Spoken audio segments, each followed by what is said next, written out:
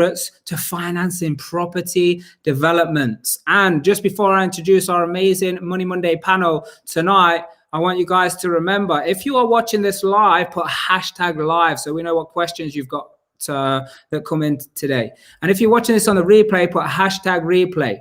Now, for those people that are on here, there is a competition. There is a competition, which I'm going to tell you about. Plus, I also have some announcements. Before that happens, start letting me know who you are, who is on here, who wants to know about financing property developments, whether it's bridging loans, mortgages, refinances, what kind of products are on the market, what's happening in the market. We're going to be going through all of that tonight. So hello, Trisha. Hello, Dean.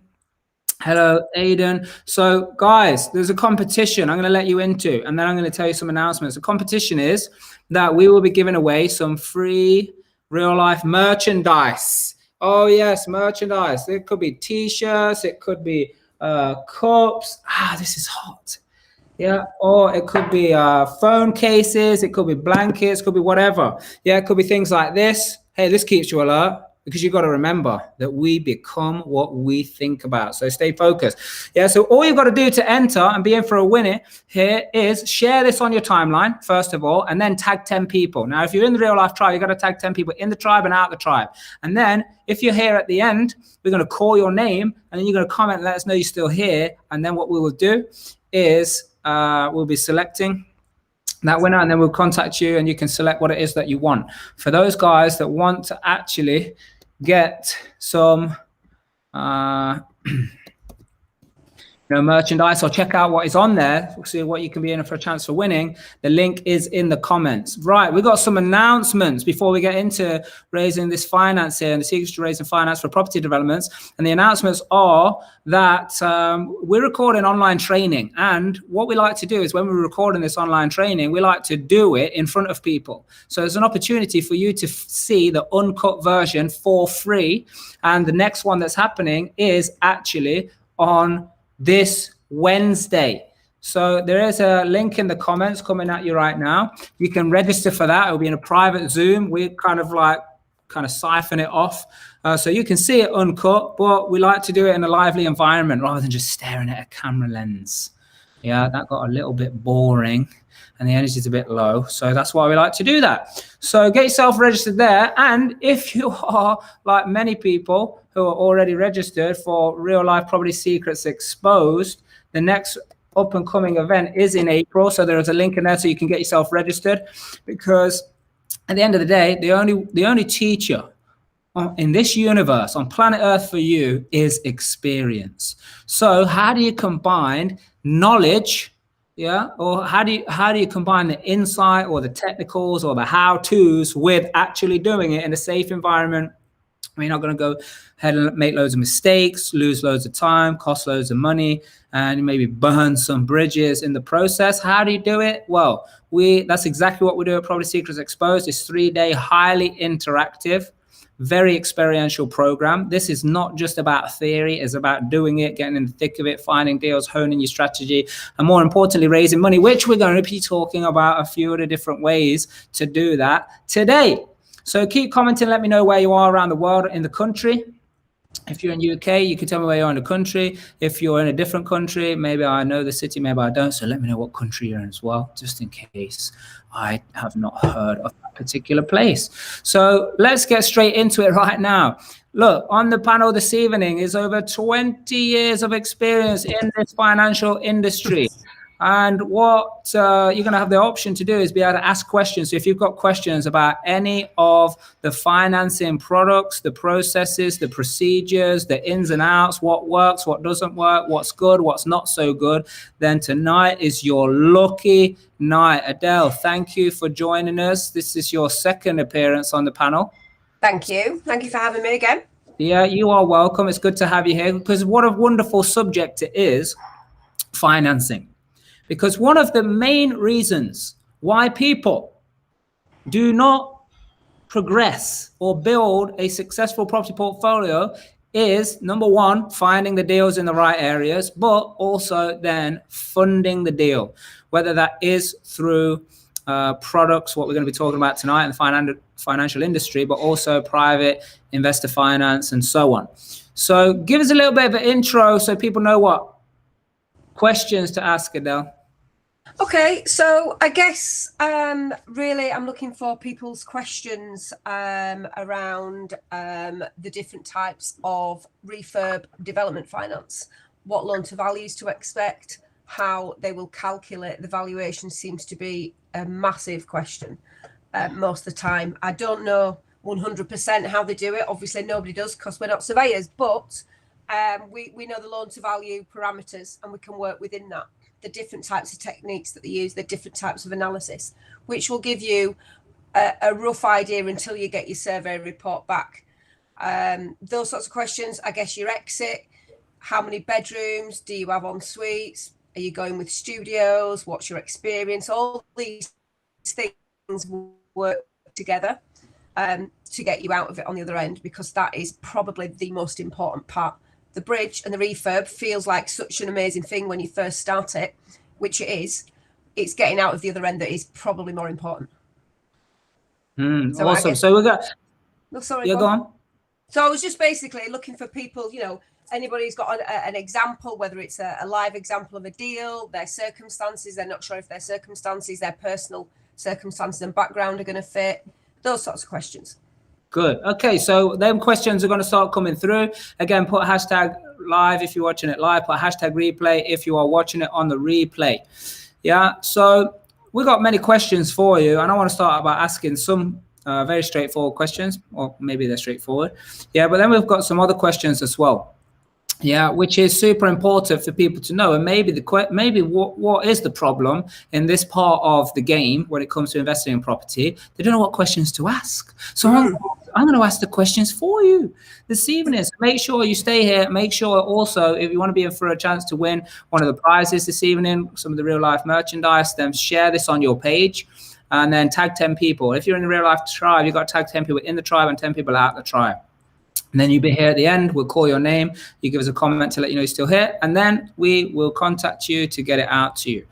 Yeah. And then we've got some other announcements. We'll tell you a little bit later. So Adele, so the first thing, like you just said, people are getting in there and they've got to loan some money.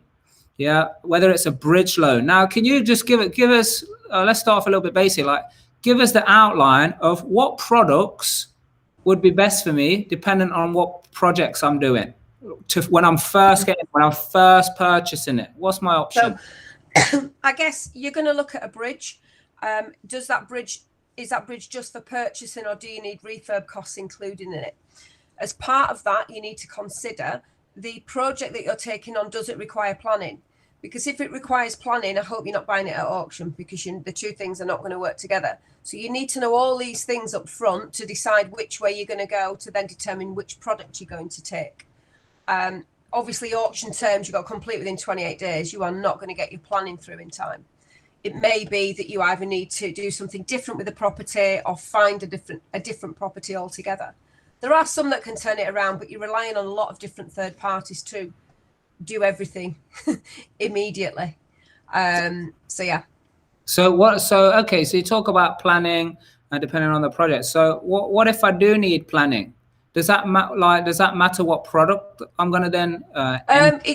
It doesn't matter what product you're going to take, but I guess it matters what circumstances you're purchasing in, because if you do need planning, purchasing under auction terms won't work. So if you do need planning, you would normally progress your planning application at the same time as your financing application, and the application would be done and offered subject to planning, and you'd be dropping later on towards the end. Yeah, just for clarity for the people watching here, what if getting planning accepted for whatever it is that I need planning for is just one of the options for the way my deal is going to work out? Is this still same scenario, or does that matter? Well, you need to be, when you start the application, the funding application, you need to be clear on what it is you're going to do. It could be that the deal evolves and changes halfway through, but you need to set out with a clear idea as to how many rooms, en suites, are you putting kitchenettes in, that kind of thing. Number of bedrooms is the biggest thing. You have to be clear on that. And then because you're then going to need your quote off the back of that, which will form part of the application and drawings as well. So what are the lenders looking for when it comes to, well, what about if I got a couple of options? One, I don't need planning and it's going to be, you know, a certain type of project, or one I do need planning and it's going to be a different project. Can we propose both? You could do. We did have something similar. I know she's watching now. So we had a 11-bed property that went through planning and got refused literally on the day of completion. So we had to quickly restructure and just do 2 5-beds, which didn't need planning. You can do that under permitted development rights, which I think we turned it around in 2 weeks, and then we completed. As long as you're quick on your feet and you can come back with different quotes to restructure it, you can change things part of the way through. You can run 2 at the same time, you know, say a 6 and a 7-bed, and work out on both numbers. I'd often run both numbers just to give you an idea of both options, which way it's going to work, a plan A and a plan B, I guess. Yeah. So going into the deal, you got different options, but like, what are people what's the lender looking for? Does it depend on how many projects you've done before? Like what? I guess for the refurb and for the actual purchase and the refurb finance, if you don't necessarily have the experience yourself, they're going to look at your build team. They're going to look at the type of contract you've got with your build team. They're going to look at your PM, what's their experience, their insurances and all that kind of thing. If you don't necessarily have it yourself, it's the exit lenders that look at your experience probably a bit more on a refurb than the bridging lender, because they're going to rely on your contractor for their experience to deliver the scheme. It will be your experience on the exit, on the refinance. So if you're doing a 7-bed, for example, with no experience whatsoever, you may struggle with the actual exit mortgage. And like I said, that is the most important part, being able to get you out. So what if you was to, like, very blank canvas, advise someone to say, hey, if you could have these things lined up, it's going to put you in a really good position and a favorable viewpoint, what would you say those things are? Experience, some net worth. If it's in your main residence, that's fine. So net worth would be that you've got some equity in your house, so that they have got something in the background. It's not always necessary though. An experienced contractor, experienced project manager, and the all-important deposit. So are you saying if you have a project manager versus you're going to run the build team yourself, that puts you in a more favorable position? If you're the project manager or if somebody else is?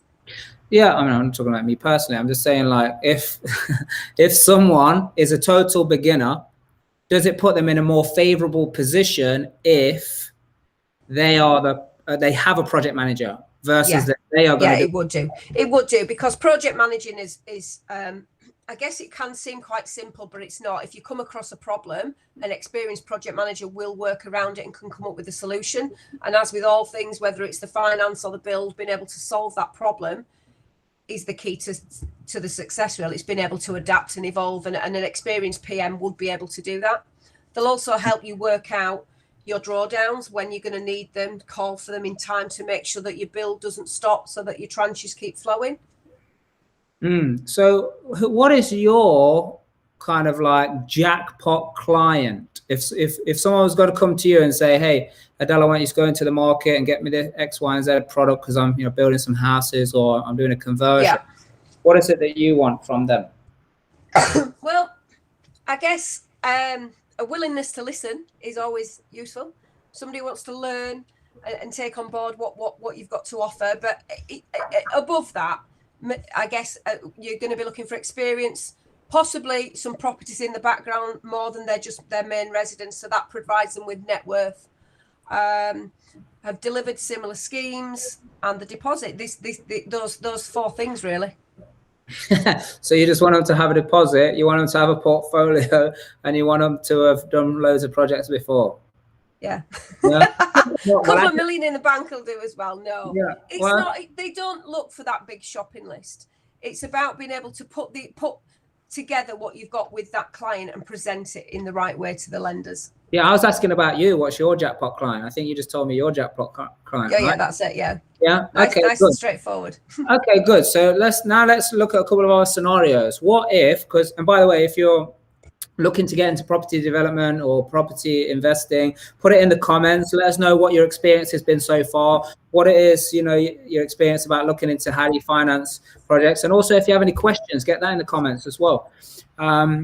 So if what would you say to a total beginner?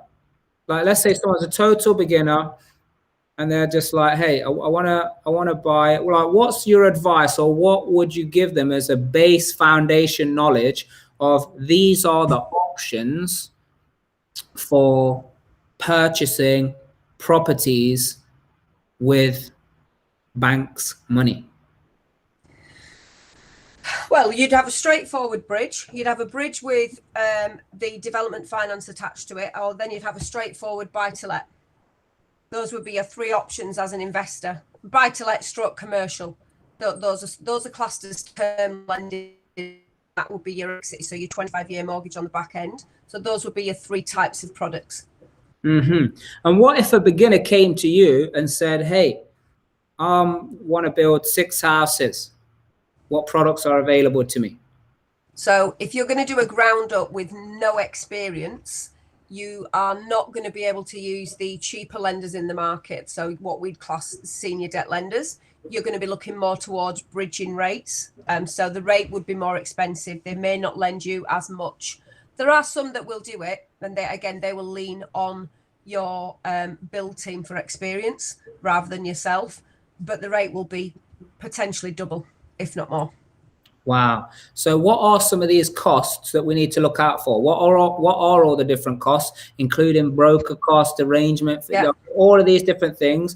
What is there to look out for, number one? And then you just mentioned, you mentioned cheap and you mentioned double the cost. So like, what are all these variants? So cost-wise, you're going to have survey. You're then going to have re-inspection visits from your monitoring surveyor or quantity surveyor. You're going to have solicitors' costs, of which there are 2. There's one for the lender and a set for you. You're going to have a broker fee, planning and architect fees. I think that's probably it. Oh, and then your project management fee. So, your stamp. Don't forget that. But what are the fees in regards to lending the money? Because obviously we've got being a property investor, and then we've got a section of that which is raising the finance. Mm-hmm. So let's forget private finance for people doing it with none of their own money and all of that stuff. Let's just focus purely on getting products from or through a broker. With regards to terms from lenders, you'd be looking at 2% lender fee, anything from 0.75 a month up to 1.5% a month. Potentially an exit fee, depending on your experience. I don't know why that applies, but it does. Less experience, they charge you more, probably more risk. And that would be what the lender would be charging. They'd also want the survey fee and then the legal fees. So you'll pay a survey fee at the start. For the type of deals that you guys are looking at, you're probably looking at anywhere between £800 and £1,400 for the initial survey report. And this will be quite an intensive report that assesses the purchase price, the work that you're going to do, the costs you're going to pay for the works, and then the GDV on the back end. So it will be quite an in-depth report. You would then have re-inspection visits, which should be, they're anywhere between £500 and £1,000 per visit, depending on the size of the facility that you've got. And they come out and re-inspect what you've done and release that next tranche of cash back to you for you to go on and do the next bit. I love how you're obviously in the job every day using all these quick phrases and terminology. I need to do a guide, don't I? Yeah. So when you say 5 to 1,000, you mean £500 to 1,000, not 5,000. Yes. You know, someone just thought, forget that 5,000. So guys, if you just tuned in, put a hashtag live. If you're watching this on a replay, put a hashtag replay. Ask your questions, anything about raising finance, products on the market, anything to do with the process, because what's happening, you're getting a chance right here, right now to get your question answered live. But if you're on the replay, put hashtag replay, ask your question so we can get back to you in due course. So one of the main reasons is some people, they don't even know what questions to ask. So I'm having a lot of fun and I'm just starting to get to the proper questions. Put Adele in the hot seat. So I'll ask the questions until you guys keep give me some questions. I'm going to keep asking these questions because this is fun. Are you having fun, Adele? Lots of. Do you want me to give you a question to ask me so I can then answer it? No. Well, you can say what are the frequently asked questions, but I've got some exciting questions I want to ask Go on, you. then you go. And then if you ever run out of words, I'll help. Which I don't think that'll ever happen, will it? Yeah, that's not going to happen. So one of the things is when starting out, is it possible that especially someone who is very driven and committed to wanting to build massive business or do some great things, is it possible that they have a different viewpoint from, let's say, a broker who is going to go out into the market and help them raise finance? Is that possible they're going to be on different pages? Yeah, as with all walks of life, yeah, everybody's on different pages, I guess. It's nice when you get people that are on the same page. It makes the relationship much easier.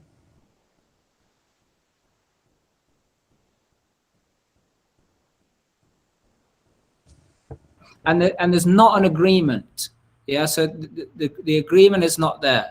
You know, the property investor wants to do it one way and wants to use one way of doing it, and then the broker's, you know, suggesting and leaning on them to do it another way. From a broker's point of view, how's best to deal with this and communicate this?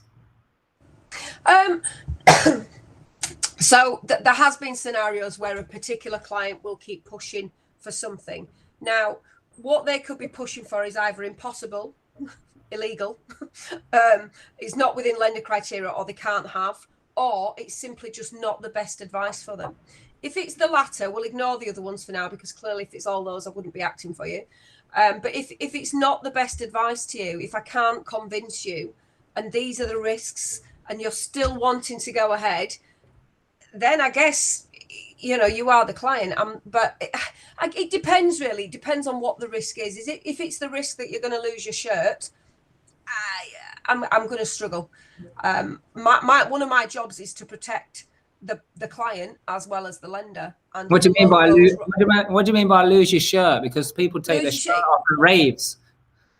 No, I don't mean raves. I mean, you know, obviously there are financial implications if a loan goes wrong, serious ones.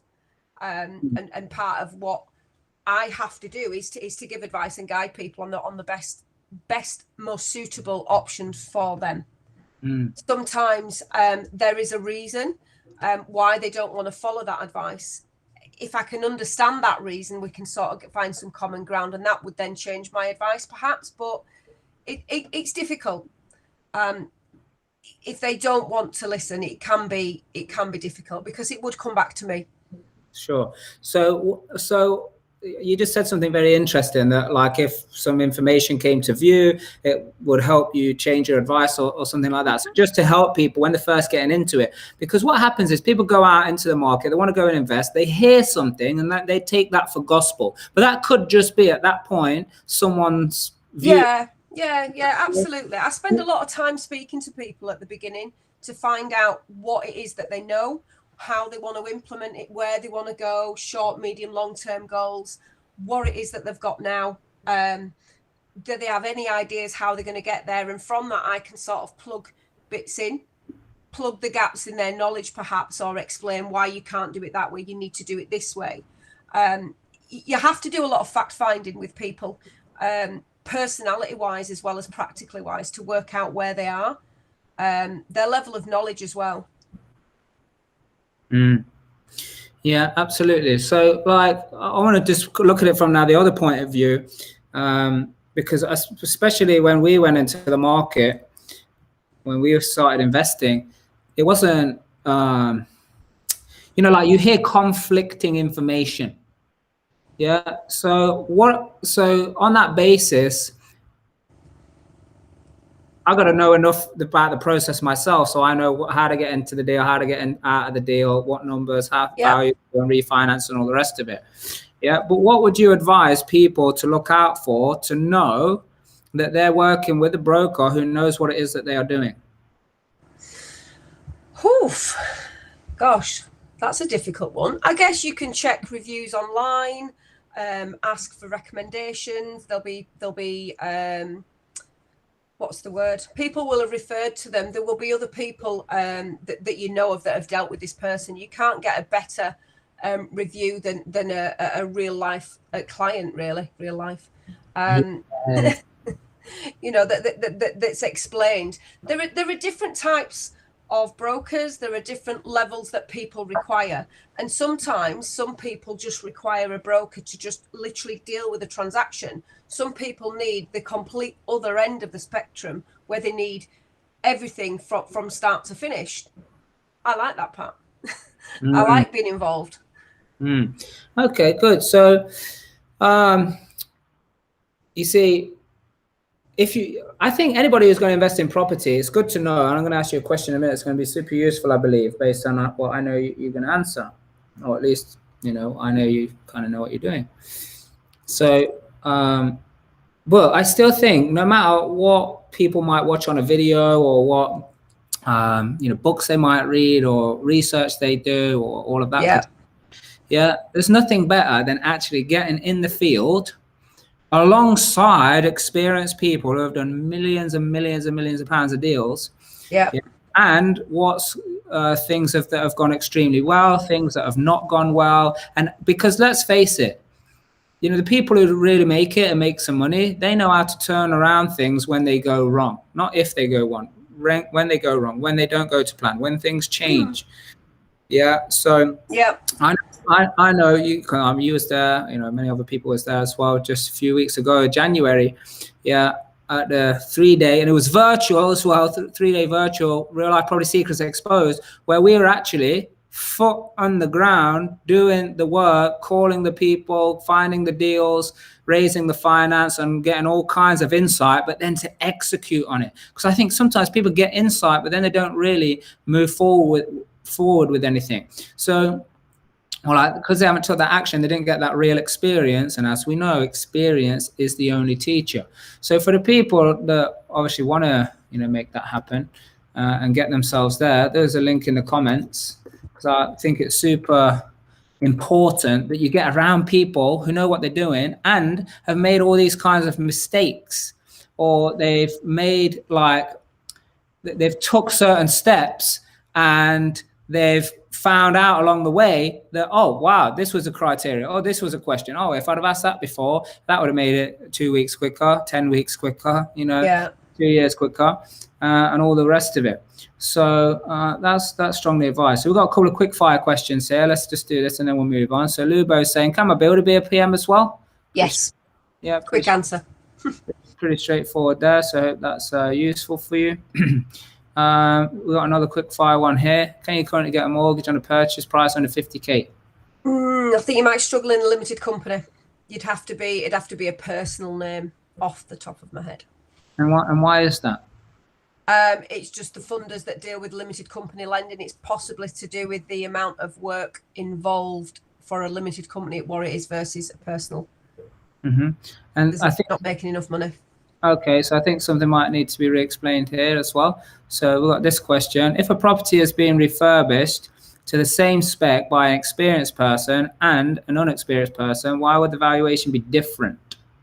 So I think we might need to re-explain, because I'm not sure if that's what we said. But let's just re-explain. Yeah, maybe I confused you there. The valuation wouldn't be different. I don't know where that came from, actually. So I think what it might have come down to is we're saying that if you're experienced, you're more favored by lenders. So sorry, Paul. Yeah, so basically, it just means that your chances on exit and particularly, as well as the bridge as well. If you've got experience, that it's just a bigger tick in your box for the bridge, but for the exit, you do need experience. For certain size HMO, so 7 and up, they're looking for experience. You mean, so is that everybody? Pretty much, yeah. Pretty much. 7 and up is classed as a large HMO. Some lenders, so there's one lender that accepts 1 month experience. Some wants 6, some wants 12, some wants 2 years. 1 month experience of what? The refurb of renting a property out as a HMO, and you are good to go with that lender. Oh, awesome. So if you timed a 5-bed and then a 7-bed to happen, 2 months after, you're all good. You just stay on the bridge for an extra month whilst it was renting out and then exit. Oh, that's even better. So I don't need the 5-bed. No. Yeah. Okay. So these are all the little quick tips to move through. So what's there another question there? Yeah, here we go. Look, if you're doing a flip, but it's a second home, is the deposit 25%?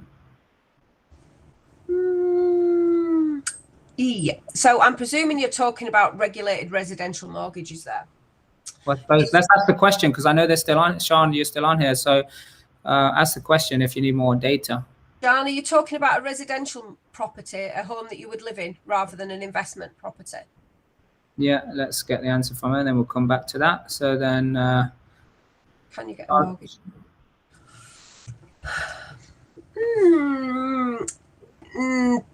Pull it out. Probably not. And one of the reasons is probably to do with, it depends. So if you're doing this for investment, highly unlikely, because one of the terms and conditions of your buy-to-let investment mortgage or your commercial mortgage is that it is rented out. If you're building the property, knocking it about, then it's not rented out, so you're already in breach. Some people will use the buy-to-let instead of using a bridge loan because it's cheaper money, but the lenders really don't like it. You're much better just going with the bridge, getting the works funded as well, and then exiting cleanly to a buy-to-let lender. So what do you mean they don't like it? Is there any specifics around that so people can stay above board? Yeah, so yeah, you need to keep within the terms and conditions of your mortgage, and it's very, very likely that all lenders will say that you can't develop a property that you should be renting out because it should be income generating. If it's a property you live in and regulated, that's slightly different. Some of you a certain amount of time to do works. If you're talking it needs a redecorate and new carpets, that's allowed. If you're putting en suites in every room and moving staircases, that's probably not allowed. Yeah, so is it coming down to the fact of you know, it's a less risk if it's a property that is totally already on the market, get it rented out, versus if I've got to do work to it, there's a higher risk to it. No, which means, the terms and conditions of a buy-to-let investment mortgage would be that the property is rented out, and if you're doing works to it, it's not rented out. So that's it, that you're in breach of a term and condition. A bridging loan, a bridge and a refurb allows you to get in and do that. You're also then not making monthly payments because they're usually on retained or rolled up interest. Yeah. So buy to let is a better rate on the finance? It is, but one of the terms and conditions will be that the property is rented out, and if you're renovating it, it's not rented out.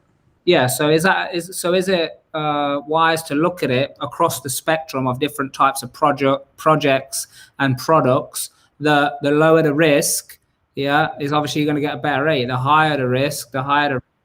It depends on the level of work that you're doing. If you're doing a quick tart and turn, then you may get away with it, providing the lender is aware of it. What you don't want to be doing is breaching any T's and C's on a term facility because they could recall the loan.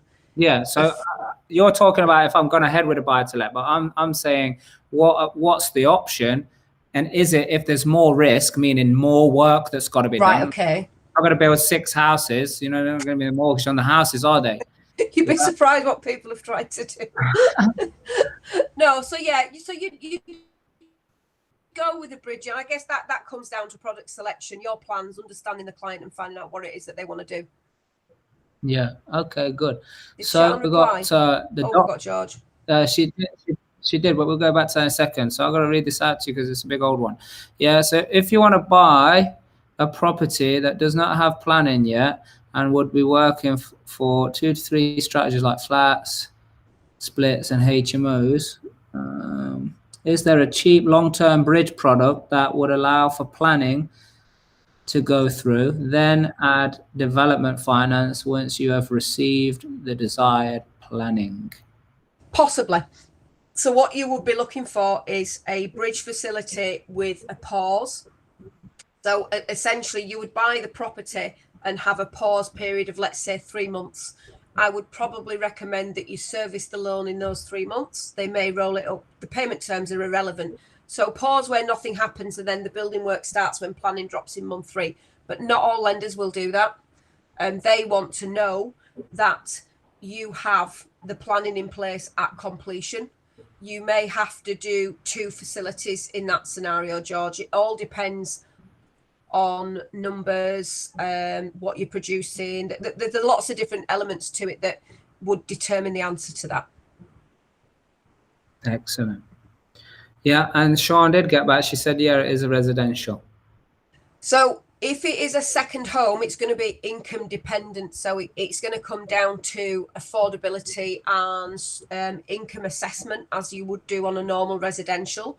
If you've got enough income to fit 2 residential mortgages, they may consider it. I'm not sure what the deposits are, although I'm authorised and qualified to do regulated lending. I don't do a lot of it. So I would have to research that a little bit more. So for people watching, could you just give a high level in and out of what is the difference between residential lending and the commercial lending? The residential lending is the property that you live in, and that's called residential or regulated lending. So the FCA want their eyes on that transaction to protect people and protect the house that they live in. Commercial, buy-to-let investment is often classed as unregulated.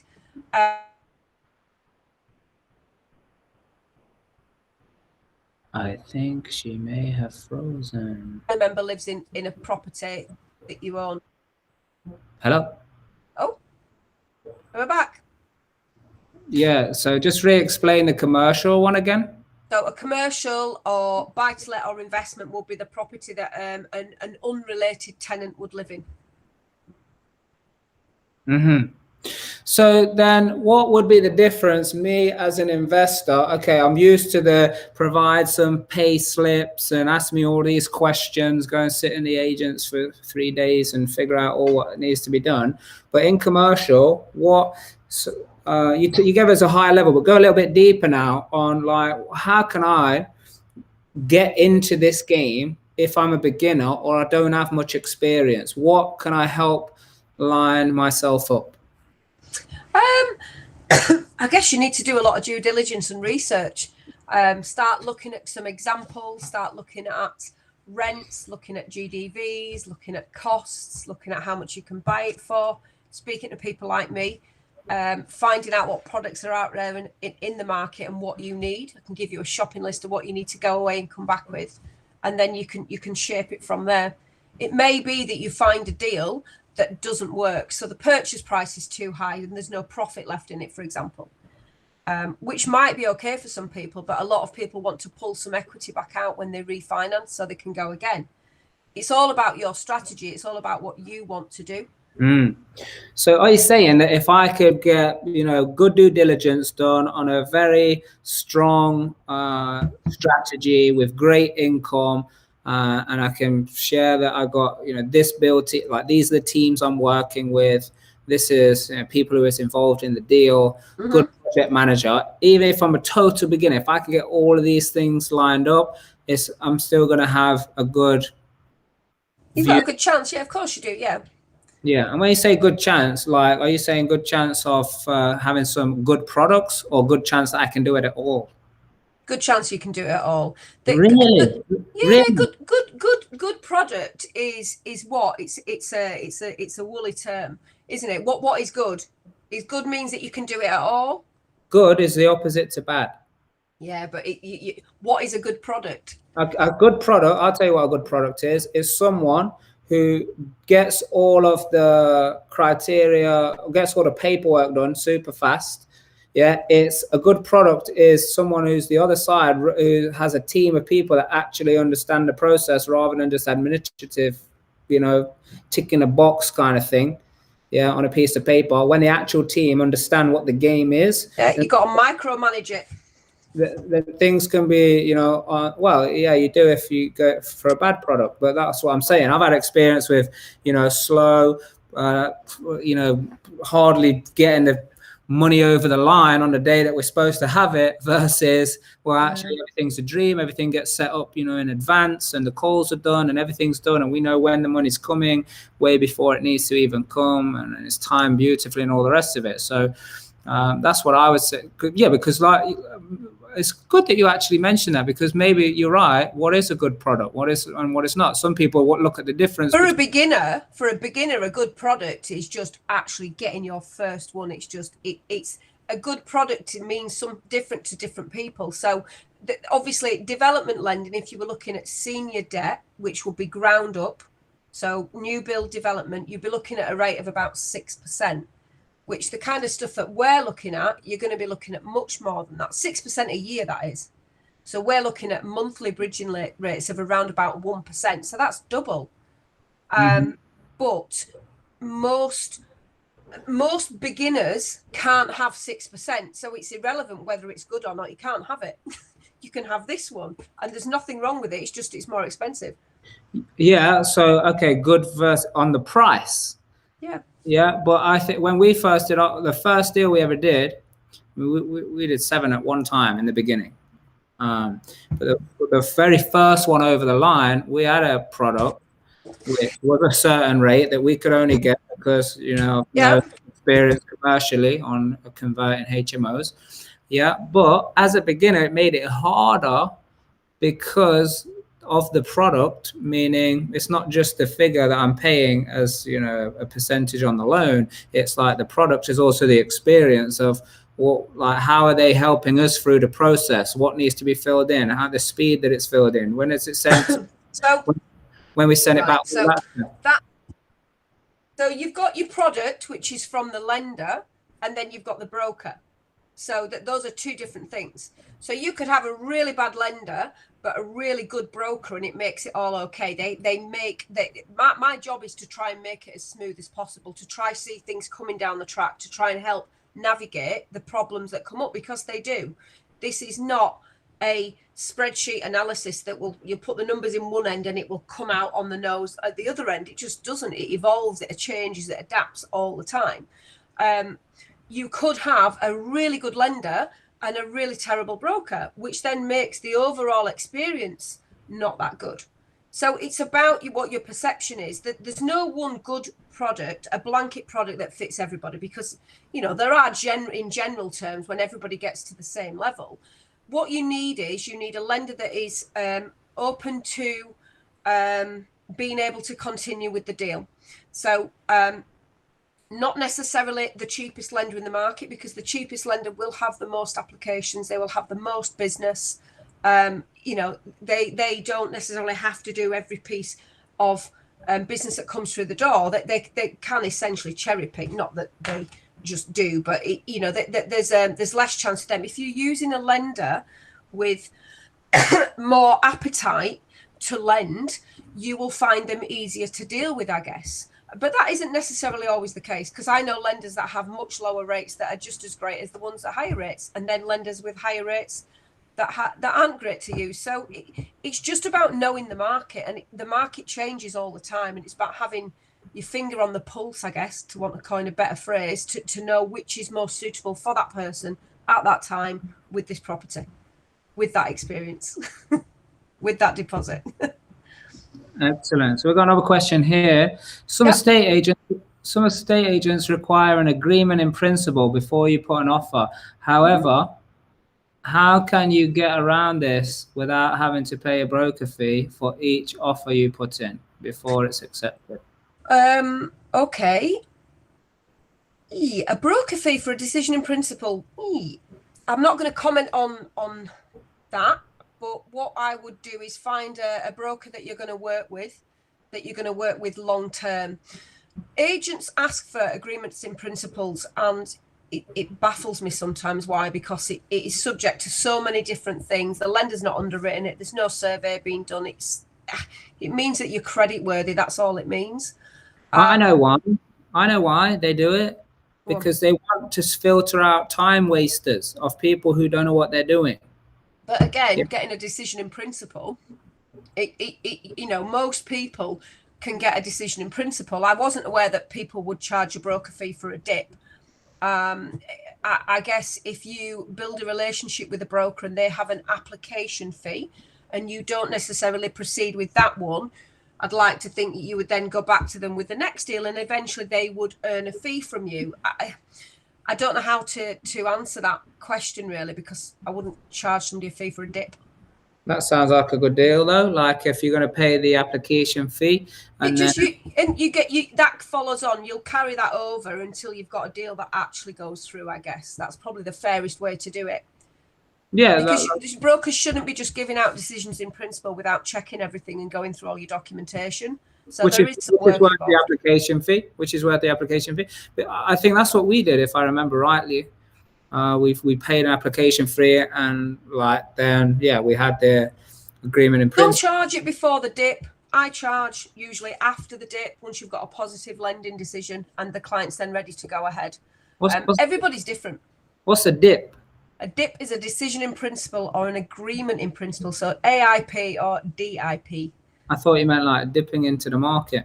Or I thought you meant sherbet dip. I wasn't sure. Yeah. Okay. Good. So, got a couple more questions for you, Adele.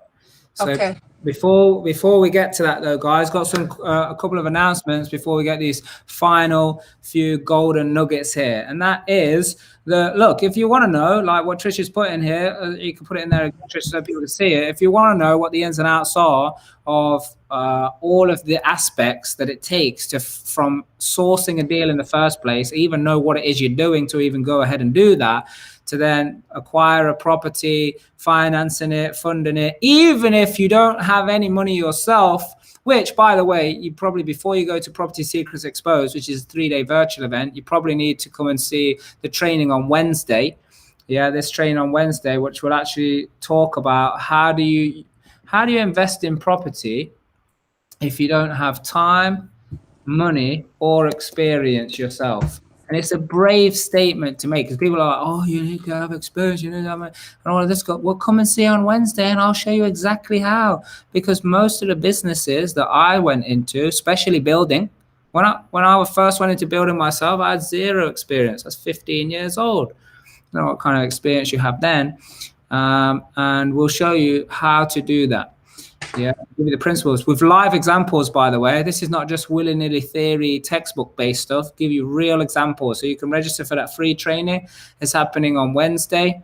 That's to get you the free insight for it, because this is going to be on a training. But if you the real deal and you want to go to the 3-day Secrets Exposed, which, by the way, I don't know if you were there at that point, Adele, in 40 minutes, just over 40 minutes exercise, the people on that program raised over 1.2 million pounds. Wow. In private finance. That was without banks. Wow.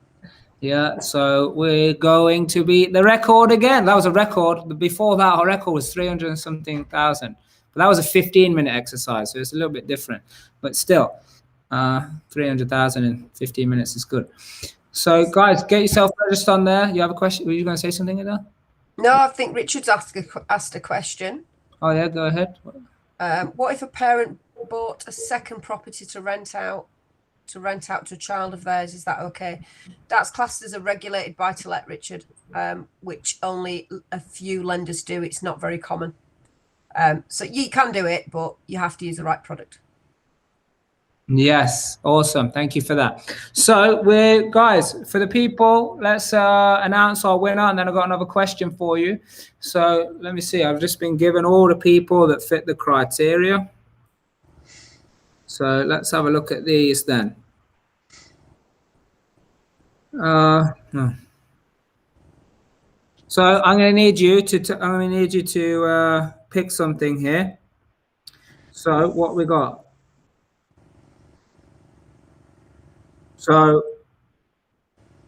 pick a number, 1, 2, or 3. 3. 3 is Sean Morley. Sean Morley. You have to comment on here, so you've got a few seconds to do so before we go to the next person. Yeah, and obviously there's a little bit of delay when we're live, but awesome job to you if you're here to claim your prize. If not, we're going to go to one of the... Oh, she's here. Yes. Yeah, she's here. Excellent job. I think she just hit any key look to get a comment. Just a random 2. Yeah, it's a good job for you. People will be in contact, and you'll be able to pick your merchandise. Well, I think that was manifested. She was talking about it the other day, saying that she wanted some. So great job on that. So Hey, thank you so much for being on here, Adele. And I know you're going to be on the Real Life Tribe Mastermind.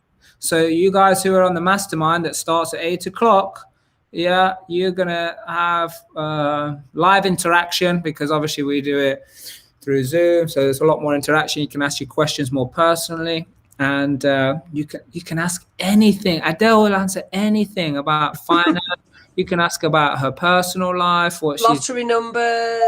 what she did at the weekend, all of that good stuff. Yeah, so you can do that. So before we go, I want to say thank you, first of all, for being here. Adele added so much value. Put it in the comments if you've enjoyed this evening and you like this subject around financing and all of that good stuff. And if you have future questions, then get in touch, reach out to the Mark Harvey page or the Real Life Group page, and let's get you pointed in the right direction. Also, you can go and subscribe to the Real Life Group YouTube channel, where there's plenty of information on there, and also some snippets of this with the golden nuggets will be going out across there as well. So great job on that. So last thing I'll ask you really, Adele, is something that's super important. And the reason it's important is because it is our duty to not have the people forget that they must do the right thing for the right reason. Now, why is that? Why do I think people should do the right thing for the right reason? No, I said, like, we cannot let them forget it. They cannot let them forget. Oh, no, definitely not. They must do the right thing for the right reason. So why is that? I just think that I think you should do the right thing for the right reason, because I believe you get back what you put out. Oh, you like the law of attraction, do you? Yeah, it's a bit of that. It's got to have the right feel. It's got to be the right reasons.